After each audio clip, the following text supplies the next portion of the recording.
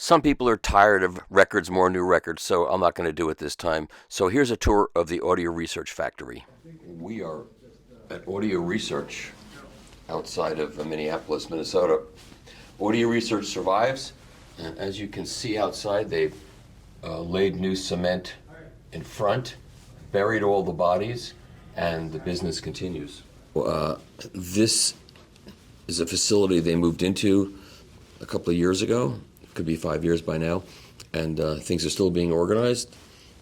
And this is a room that has, it's like their conference room, and it has a bunch of awards. I mean, this is a company that goes back to 1970, and you can see some of the awards here from the various magazines and some of the equipment. We use the term storied to describe a company like this, and we're all, even the competition must be happy that they've survived a serious financial issue. And you can see some of the products that are in here.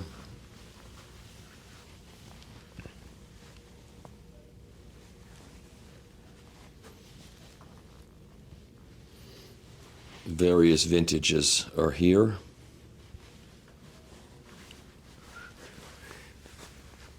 But there's a lot more to see here. So look at this. This is one of the original.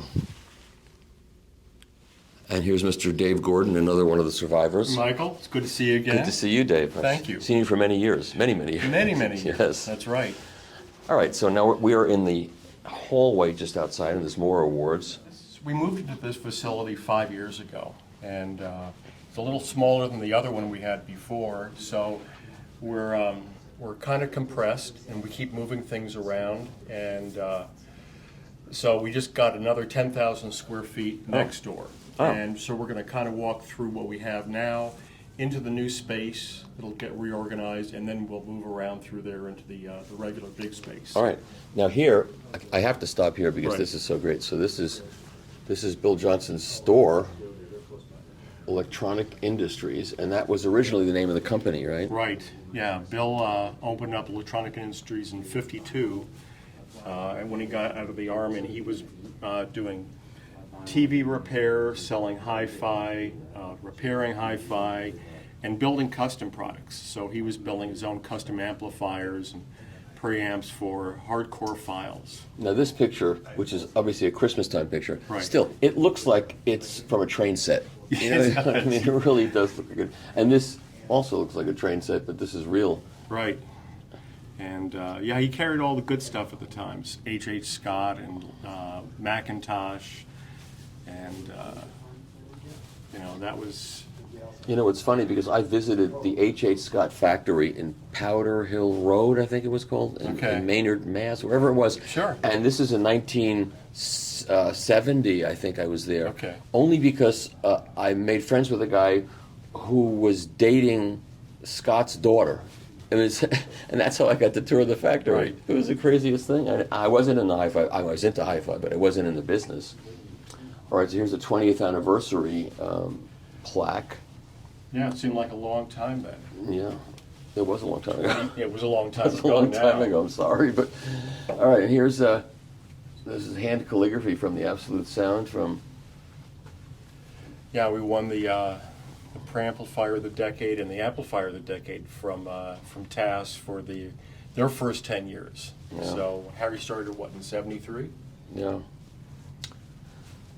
Now we're into more contemporary awards. Right. Well, these actually had hooks, so we put them up on the wall. We need to reorganize all the awards and put them in one place. Yep. It's okay for now. It's fine. We can For just now, it's walk through fine. here and show. Now here's my previous endeavor, and this is a review written by Robert J. Reyna, who was a friend of mine who's passed away. Too many people have passed away. I miss Bob.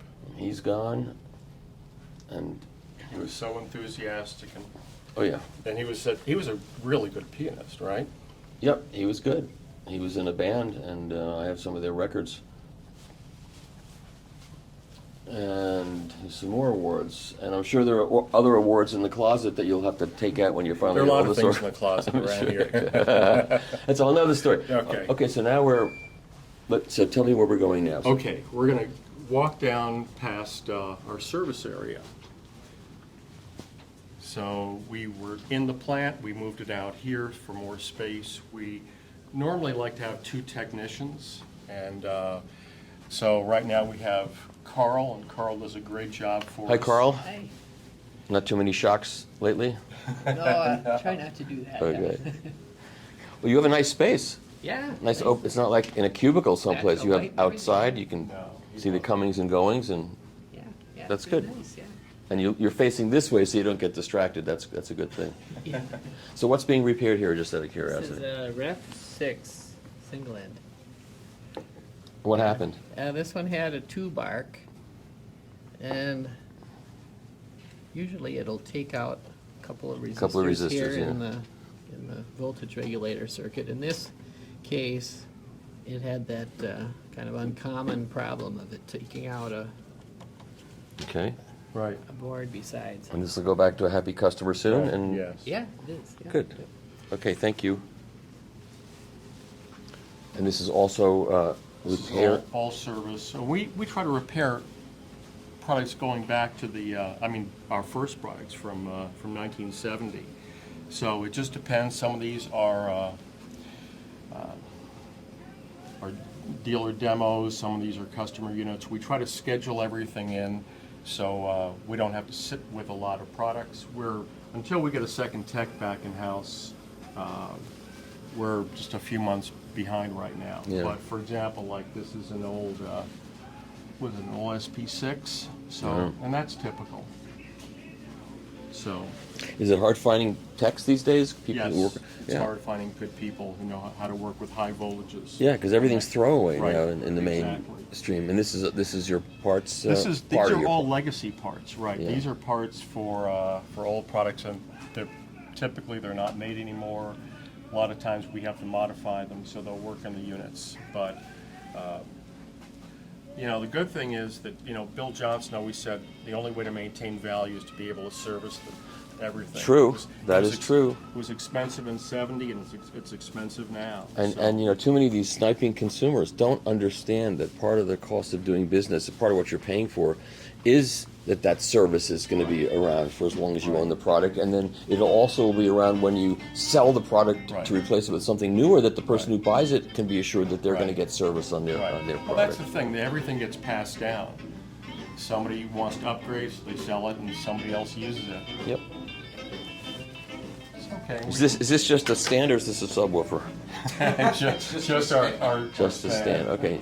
So you have the study in contrast here, a Right. Klipschorn and And a a Sabrina X, yeah, which is a Yes. great speaker. Both interesting Yes. speakers.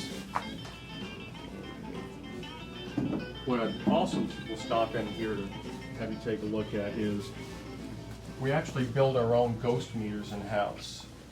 So Barry Hans has been with us for quite a while, and so he hand assembles them. We get the meter movements from a U.S. company. Really? We have the acrylic, yes. The acrylic is we get locally, and we laser etch it ourselves, and it's And there's an old task down Right. there. Boy, that's an old one.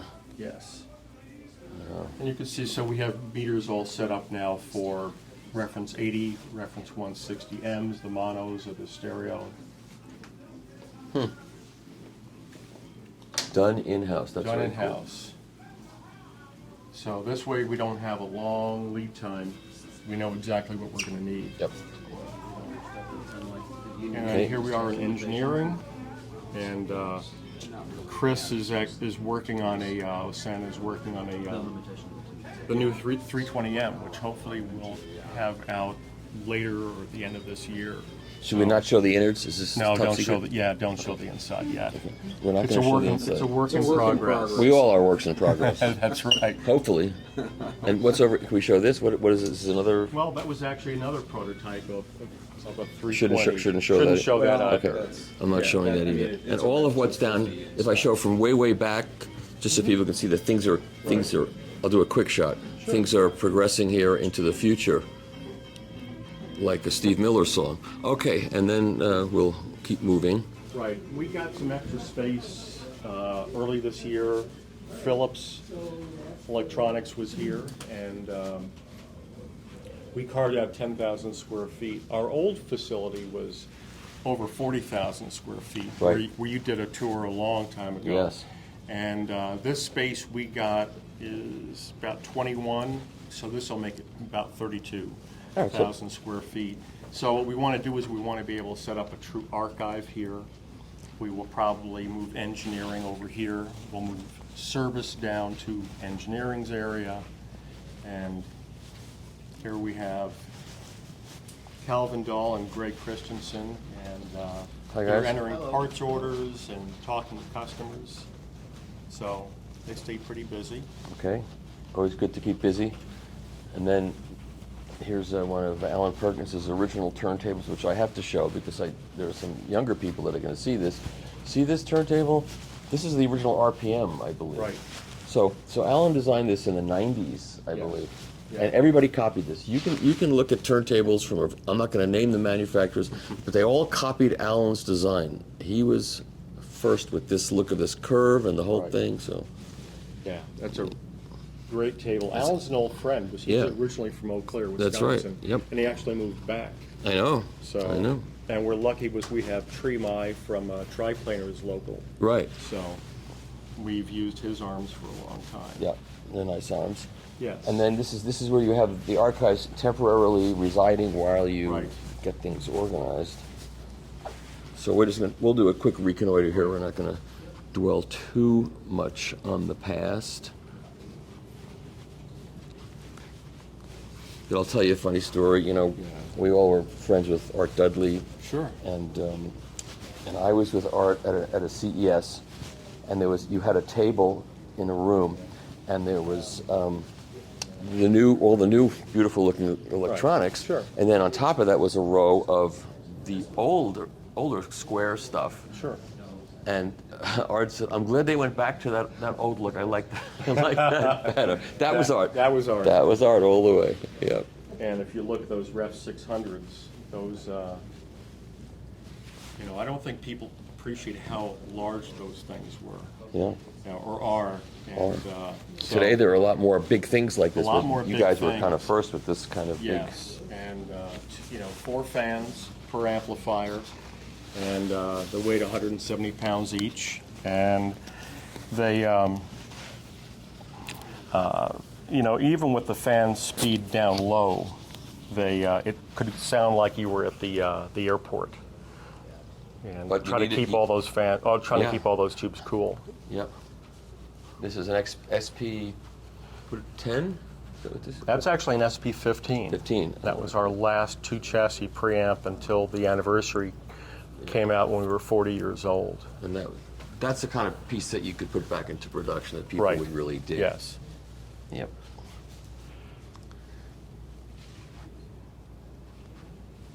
A little bit of everything here. So You can see some gold products in the back, old SP3s. yeah, I'll just walk Sure. over this. As long as I'm here, I might as well show you some of this Right. stuff. This is all heritage of this company. Right. Dual 51. That was, in fact, I think that was Leonard Gustafson's that he gave us when he retired. And Bill used to call the original amps dual for dual channel, and then dual turntables Really? sued Bill, and he went to D50, D51, things like that after. Wow. Picky. Picky, yeah. I didn't think anyone would confuse the two. Very Bose-like in terms of lawsuits. SP11. I never saw one in gold like that. Bill created that for the Asian market. I was going to say, yeah, Yes. they love that gold finger. Well, we actually did a whole series of SP11s in gold, a series of 50 for just for Taiwan. And it came with a little plaque. They loved it. And then Bill modified old Dynaco amps. I was going to say, too. this looks like, Right. That was a Stereo 70. yeah, Stereo 70. That was a great amp. Yes. It was a great It was amp. easy to modify, had great transformers. couldn't sell it very inexpensively today if you made it properly. And this looks like an FM3 modification. Well, actually, that was, yeah, it was, Bill wanted a whole rack of audio research, so he created his own front panel for an FM3 with the magic eye. Yeah, And I think he built like 3 of those, so this is pretty rare. Yeah. And this is the original name of the company, Electronic Industries, Yeah. right. Yeah, he sold Electronic Industries to a larger company in the 60s What's called that? Peplo. And they bought Jansen, and they bought RTR and Audio Research and a few other companies. Now, this is a Mixing console. yeah. Bill did mixing consoles because Minneapolis was a big recording venue yes. and recording area, so he built them for the studios. Oh. And so in this area, we are looking at We're looking at old test equipment, and we actually want to build the archive back here, and maybe build another sound room back here. So we only got the space a few months ago, Right. and we were bursting at the seams in the original space. So it's a matter of things just got flushed out here, Yep. and not very attractive, but it's Okay. it's workable. and things are in flux. That's Right. That's Well, we have extra room, so things can get moved back here before they get moved where we want them to be. It's been a work in progress for us. Yeah, some prototypes we're working on. We'll pass by quickly through the prototypes. We don't sure. want to show too much. Right. Parts. Your parts, and back here is Back labor. here is, well, we built this out as our IT room and our photo studio. So. So this is you use the lathe for prototyping. A lot of prototyping, usually it's actually more for tooling for production and or some knobs and things like that, things I can actually turn on it. I would, bushings for the, to support the encoders and things like that, where the way we use them, they can't be bracketed normally to a chassis. Right. So we have a little bit of a sheet metal shop in here in terms of doing some very small stuff, a box and pan, a good drill press. So we end up doing the chassis. We'll do, we can't build a complete chassis, but I'll cut up a chassis and refit it to use for the next, so like the 320, I built my own chassis from existing And chassis. so chassis, you basically have an outsource. You outsource the chassis from a local Local sheet metal shops. That's good. Keep it local. Turret, it's turret press, punch, and then they break as well for us. Then they would send it out, powder coat it, and send it back. Some of the products we are actually starting to bring in where they're not powder coated, they're just raw, and we would choose to send them whether they're powder coated, we Cerakote it potentially, and or anodize some of the parts. Yeah. Yeah, we built our own paint booth for the Cerakote on the I-50 integrated amplifier. We decided we wanted to do different colors, and anodizing different colors is just inconsistent. That's one of the problems. So we have a couple of ovens where we cure the Cerakote. Do you want to talk about Cerakote? The Cerakote is an epoxy-based finish. It's very thin, so what you end up getting is you don't have to mask the holes for screws like you would powder coating or paint. Right. It doesn't create an interference fit.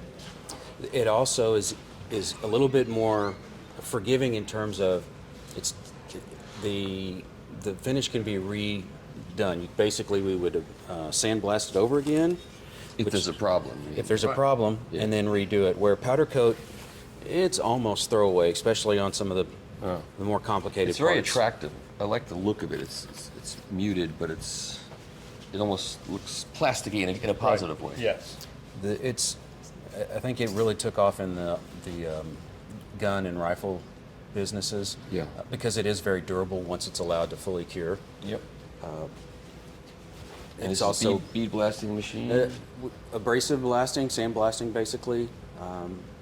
We started out with a small version, and then we found that a good industrial one is giving us better yield and just more throughput. This is where things cure. This is actually where they would be coated. The lights are off so you can hear because the fans come on automatically with the lights on, but you would hang them in here, shoot them, and then allow them to flash off, shoot them again, and then bake them. And those are nice new remotes. Right. Yeah. Big improvement over the old remotes. Big improvement, yeah. right. 'Cause that's kind of like where the rubber meets the road. That's where the consumer is touching you, Exactly. and he wants to touch something nice. Yeah, when our old vendor stopped making the metal remotes, we went to a plastic remote temporarily. And when the new metal remote was done, we were able to get the milled metal remotes locally, paint them here, and laser them here. And we actually sent out free remotes to all the owners of the plastic remotes. So That's good. Yeah, Which was in the hundreds. which was Wow. a lot of remotes. Well, that But- builds customer loyalty and Yes. support and a feeling of, yeah, that's good. Well, we didn't want them holding a plastic remote. No, I get it. And so this is stock? This is shipping stock that's going out. This is like wherever, this is going to France, staging orders here. And we have some boxed inventory that's ready to go also. Okay. And then here we're waiting, actually, this is a local pickup. We have a gentleman who bought this from Bill in 1969. Wow. From Electronic Industries before it was turned into Audio Research. This is an SP1, and it's his first really great preamp. No, I'm saying that Livio Cucuzza did some of our transitional designs, and he was inspired by the layout for some of the new products. And this is a one-of-a-kind. I haven't seen another one that has this champagne finish, which was typically late 60s. Yeah. Off to the left, we have our packing department. Andrew is actually puts the meters on the ref amps now, and installs them. And This would be paneling and then finally pack out. right. So he does the last quality control through here to make sure everything's cosmetically correct. Right. We try to build new products now without color. So we have the inner chassis, and then we panel two colors. So this will have a black top if somebody wants black front panel and handles. So Andrew will go by the work order. So you'll see obviously a set of VT80s there that are in silver compared to the 160Ms that are in black. Right, okay.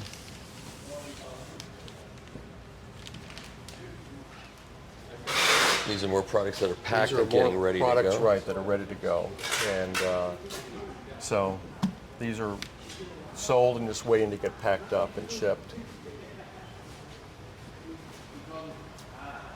So here we inventory like the i50s in all the different colors. Right. Silver and black are the big sellers. So But the red isn't, no, you'd think the red and the blue would be pretty popular. Yeah, I love that and the red. gold also. yeah. I love And that. but the nice thing about this is because we do the colors in house, there's no long delay. Here's actually a 2 chassis reference 10, and just waiting to go to a new dealer. Here we have our QA station, and we bench test everything that's been built. It goes in for burn-in for 24 to 48 hours. Then it gets bench tested the second time. So these are just waiting for testing and installation. Okay.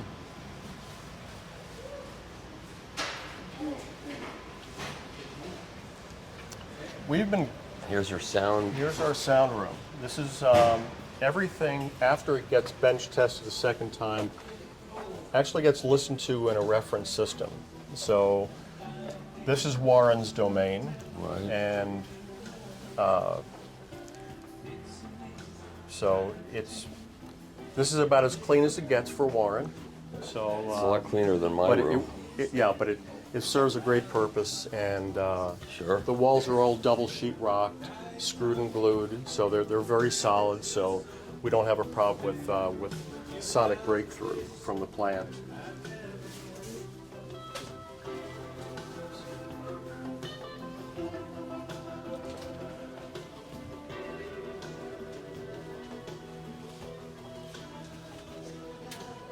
Okay. Okay.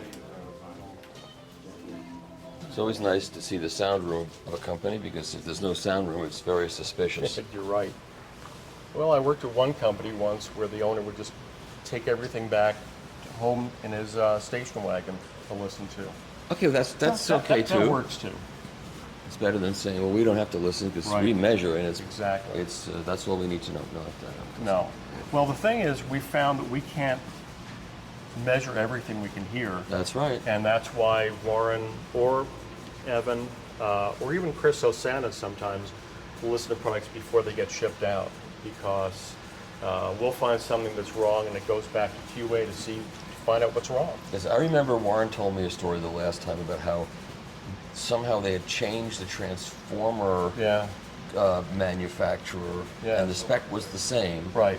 and a bunch of them were installed, and then Right. Warren started listening, going, "Uh-oh, something's Uh-oh, wrong," and yeah. it was that, even though the Right. numbers were the same. That was, yeah, I remember that. That was actually was using an Asian manufacturer, and we ended up going back to our U.S. vendor, and fortunately in the Midwest, and they made a lot of art for us, and it was back.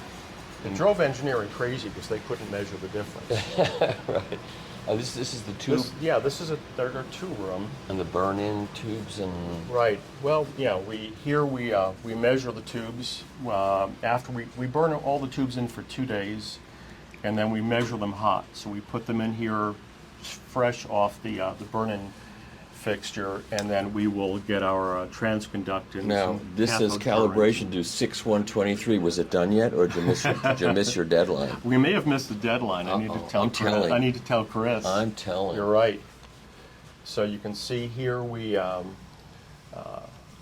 6550s and KT 150s and KT 120s, and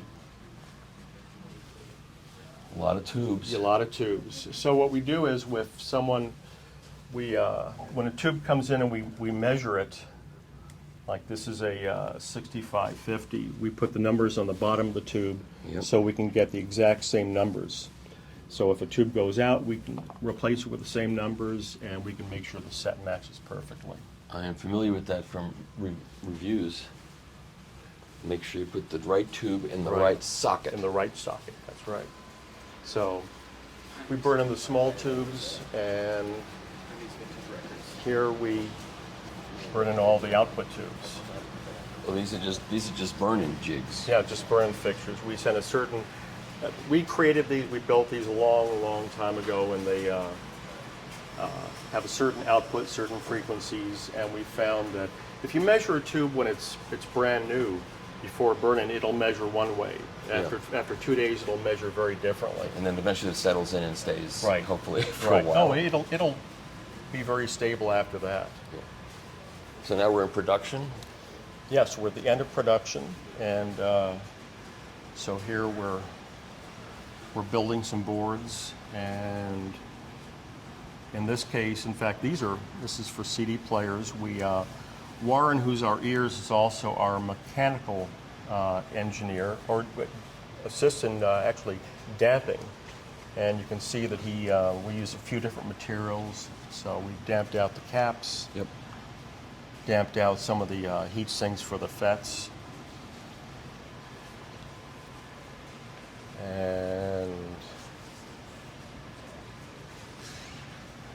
the big gold caps here are, in fact, really it depends on the part, but some of them we actually mount the pieces off the board because we found they sound better. So in some cases we'll use 2 smaller resistors. They'll sound better than one larger one. So this is the This power is supply. This is an engine hoist we use to build Ref 750s. And the finished product is going to be so heavy, the only way to solder everything is to be able to rotate it around on the engine hoist.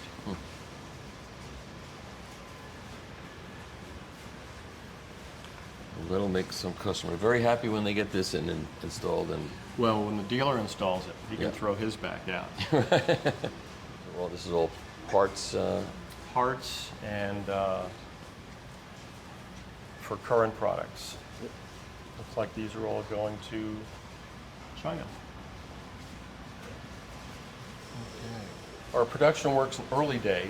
What time do they start We classes? start at 6:30. And what time do they finish? We finish at 2:30. 2:30. And Well, I it's- like to be here when I'm not bothering anybody Yes. that's working. Right. You wouldn't bother them. They usually don't pay. Nothing slows them down, quite frankly. It's good.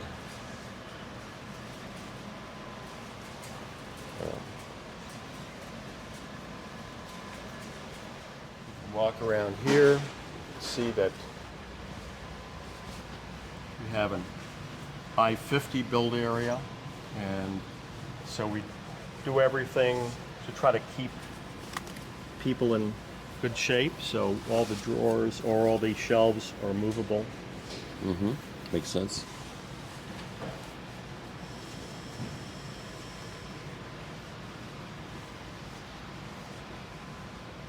With the I-50, we have some surface mount parts on there, which we have installed by a local vendor, and then we put all the large parts, we install them by hand and solder them here. And so the person working here will look through the book Right. and see what has to be done. Exactly. And just, right, it'll be on a turntable, so it's easy to move around, but we do everything, we typically build by sample and by photograph. So, It's like building a kit, it is. It's very involved. and You're- it's labor intensive and takes Right. time, and Yes. people until they see it, they don't appreciate it. No, they don't. No, that's right. Should I take this? Certainly can. Hello? You know where I am? That's exactly right. Do you have industrial spies telling you that? This is all being recorded. Is it okay to keep this in the video? I think it's... You know what? I'm thinking next year I'll consider that, but I have so much work to do and I'm so far behind, and I just can't do it. Otherwise I would, but I can't do it. And I also had to cancel Pacific Audio Fest. I just don't have the time. I have a backup series of reviews that I'm behind on, and it builds up agita in me, and so I need the time to get up to date, and that's my first goal. But as long as I was here at making vinyl, and you know vinyl is my most important commodity, so I came to this event also to support Larry and Brian, who are doing a great. This was the best making vinyl ever, and I was able to moderate 2 good panels, and it was very, very good. And while I was here, I figured I would come out and see audio research again in the new facility, so that's worked out great. Yeah, but she's got the dogs, and she only wants to see dogs. But besides, I'm flying Sunday to Iron Mountain in Pittsburgh, and I'm going to be touring UMG's storage facilities where they have all the tapes. But I've been to many hi-fi shows over the past couple of months between Munich and everything else. So let me continue this tour, and it was great talking to you. And have a great show, and I hope it's good. And you can tell Maurice that I'll come out next year too. Okay, that's fine. Yeah, we're back. So back here, we got all of our transformers in, and they are unfinished. We actually test them before they go into product. to That's a make good sure idea. That's a good idea, to make sure they work properly, and then we Where are these sourced from? typically from different places, different companies in that are based in North America. Okay. So, and these are, I'd say every one of these is a custom design. Bill started designing transformers in-house, and we think that's one of the keys that makes our products so different, because we go for a very, very wide bandwidth. The materials, the layout, these are pretty complex. We can't, there's nothing we could build in-house that's anything Yeah. like this, so. Well, sometimes it's much better to have someone who specializes If in you something can, to right. do it. Absolutely. Exactly. So we sand them down, then we paint them. Because people like to look on the insides, and they Right. want to see something inside that Right. looks uniform with what's on the outside. Exactly. Yeah. So they're pretty hefty Yeah, transformers. I'm not for a picking that one up, little 'cause integrated I'll drop it. amplifier. Right. All right, so now we're seeing the back of the, Back of the I-50. Of the I-50? Build area. and this is also a part of those? This is the transformer Right. module. Yes. Yep. Okay. And then we have 6550s here for them. This is the QC area where Darren, in this case, in this station, will test I-50s and make sure everything passes. He'll do burn-in around here. We have a board tester to look for flaws.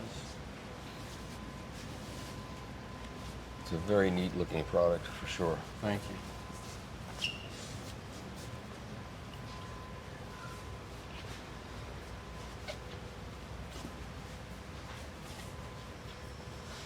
And we ship worldwide, so obviously we have a lot of different power cords. Yep. An area that I want to take you through also is, I'm taking through the laser area. Yep. So Darren's building boxes for remotes right now. The new remote has the ability to, with one keypad, Open my garage door? and I will if you'll give me. I don't even need the code. We can figure that out. Okay. So basically, with one board and one keypad, that we would remove buttons to associate with the correct overlay. So that knows that does every one of the things, and you just remove the. And you just tell it which remote it is. It actually has the program in it. You just tell it what it is, and then you would be able to call it a GS Pre. We have everything here that we would build, and a library of them that we would cut these. So we cut the overlay in house, Right. and we engrave it on the laser as well with a fiber because it's a dual source laser, which we're about to see. So we Cerakote it, then we engrave it with the high definition Right. on the bottom.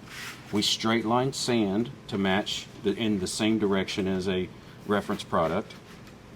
And then the board sits in here, nice and snug. And then magnets hold the overlay on. Okay. And there's a battery in there too. And the battery is already built in, and it's sitting actually right underneath here. Okay. I get it to pop And the up for me. consumer can get that out to change the battery. You just have to wiggle it out. Oh yeah. And it's Okay. just a CR. 1030, Yeah. 2032 cell. Yep. So and it just drops right back in. There's 2 pins here that, and actually there's 4 pins that locate that so it doesn't move around. And then the overlay. And so, do you have a trademark on high definition? Yes. And did you sue the entire world of television? Well, we only have it for audio. Oh, So I see. it still keeps us busy suing companies that Of course. that use high definition. And then wait, It's such a great. Oh, It's this such way? a great thing that you got that. Was that one of Bill's ideas? Oh yeah, Bill was the first one, and I'll give Bill a lot of credit. Was you have to defend it against everyone, and he sued Sony back in the '80s. And he won. Yeah, he won. They were creating a high definition CD series, and he got them to back off. So Michael, I'll describe to you 2 things at once right now. So this is our laser engraver. It's a Epilog Fusion Pro that's dual sources. So it's a CO2 and a fiber laser. And we're going to run our ghost meters. We're going to etch the meter cool. engraving right now. It's going to focus itself, and it's going to start putting the actual scales on the meter, on the meter scales Oh, on the overlay.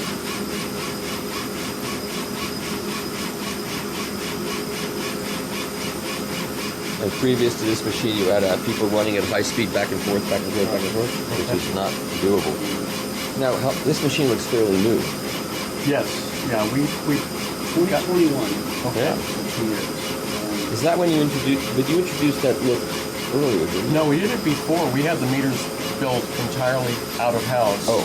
And We started finding that we needed them.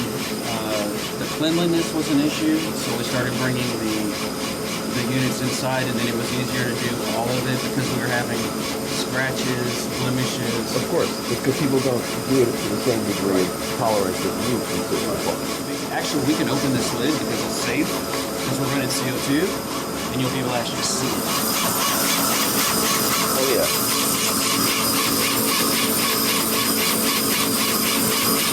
Yeah, I know hope people can see that at home. I think they can.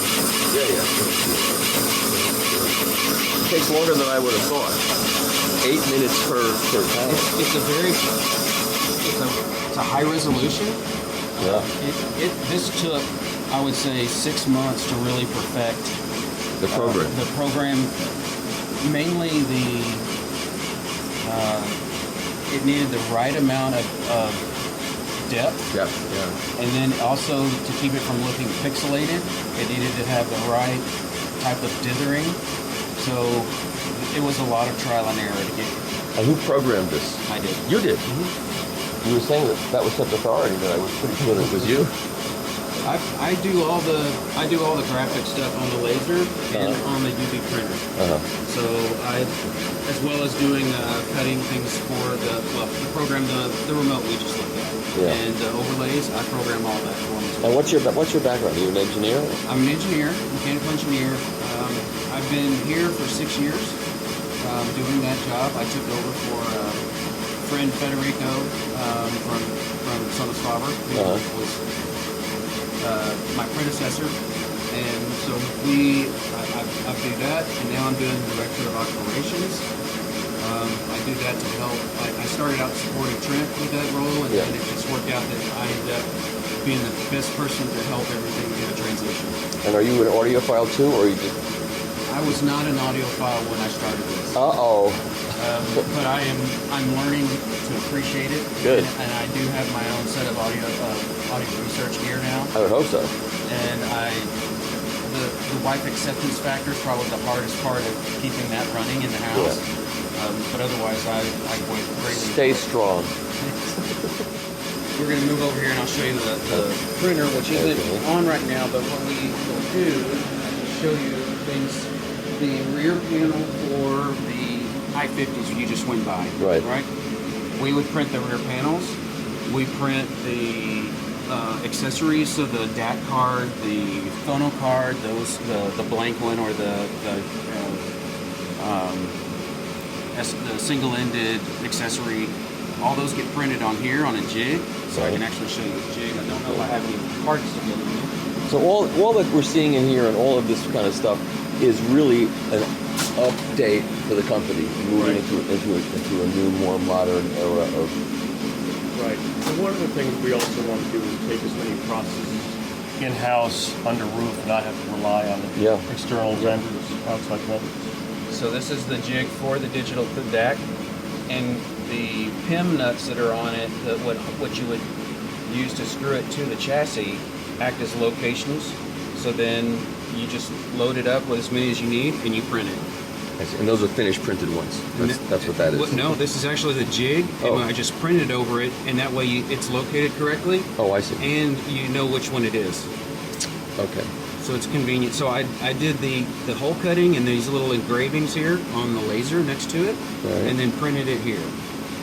And that's why they look a little bit blurry, because I had to shift it to just make sure it's just perfect. I'm going to show this one's. So there's those are a press-in threaded insert. Yep.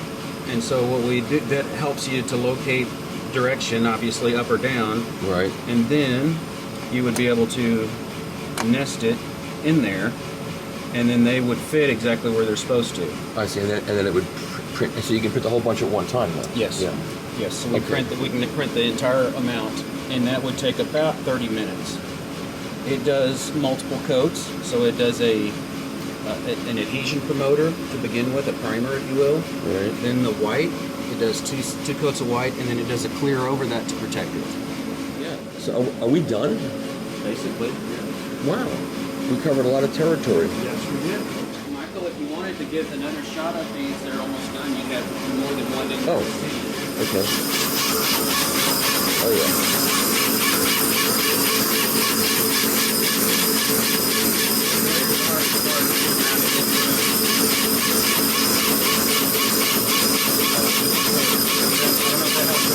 Yeah, it does. It helps a lot. It's funny because I think people look at that finished thing and they think, oh, they just stick blank. It'll, There's a lot to even to point out, these are the windows for the LEDs. Yeah. So going from a mono, the 160M when we originally did it, to a stereo, the LEDs can't be in the same places because with the mono, it needed to be right in the center, and when you did it with the stereo, then you had shadows out on the edges. So I spent about 4 days straight playing with where to. I just screwed that one up. Where to put those exactly. I couldn't have done it straight, so I'm glad you did. And what are we seeing up there? What is it showing us? So these are cameras on this unit. It's really nice in that we're looking at what we're going to print. Oh, I see. So that's a real-time thing. Yes. Oh. And I can actually, so I can take a file if I'm going to print something, which let's say let's see here. Let's say I wanted to print something, maybe just for you. So let's say I wanted to make you I don't know, something like a bottle opener, let's say. I can, right now, that's sitting right in, if you looked, and watch this, I'll just do it. I'll show you, and I'll use a red one so it's easy to see. Watch your pins. Okay. I use this just as a reference where I had overlaid this before and it's engraved. So I marked that there. And it'll stay in place. It'll stay put, and then I would start printing that. Oh, what are you going to print? I'm going to print audio research right on it, which I've got it upside down. So let's do it the other way, just for grins, because I can. Oh, that's cool. I'm going to hit print. And now it's shown up on my menu of choices to print. Right. And I'm going to hit start, and it's going to go over there, and it's going to start printing it. Now this one we can't look at because the fiber is actually dangerous for your eyes. That's why this is tinted yellow. Oh, I can look at it. You can look at it through here. Through The there. yellow's safe. You can't lift it up. Okay, that's fine. So this will be something you wouldn't want to sit here for the whole time. It's going to do the same logo 3 times. Just to make it more. Okay. So we don't want to stay here. You want to stay here, but we'll. This is like the cooking show. Yeah. We'll pull the one out that's finished meal. already finished, ready for you. Okay, I like that. Oh, we already gave it to you. Yeah, There I you took it go. off the table. I assumed it was you were giving it to me. Yeah. I took a lot of things in my pocket. I'm not telling you most of them. Pat you down before you leave. You better. I'm desperate. I'll take it, whatever I can get. We've seen everything. Yes, we have. Great. Well, thank you. Thank you Thank very you. much, Dave. It's great to see you in your Great home to see you headquarters. again. Thank you. And thank you. Yes, And sir. you know, I forgot your name. I'm very bad with Les. names. Les Robinson. Les Robinson. Okay. I'm really bad with names. If I was good with names, I'd be a politician. But I'm not good with names. And you are? Okay. And Evan is going to be Oh, the next Warren. The next Warren. So Warren's not here. So if I imitate Warren, is it okay? Are you Right. gonna, and are you going to end up talking like that too after a few months of? That comes with time. Yeah, it takes time to lot of really get that cigars. groove in there. I know. Yeah. Okay, he does. He won't mind if I He make. won't mind. I make fun of everybody except He's not here, except so me. you can do I it. cannot have anybody make fun of me. Well, if you keep talking like Warren, we'll start making fun of you. 'Cause That's good. That's Okay. our main pastime. Okay. Okay.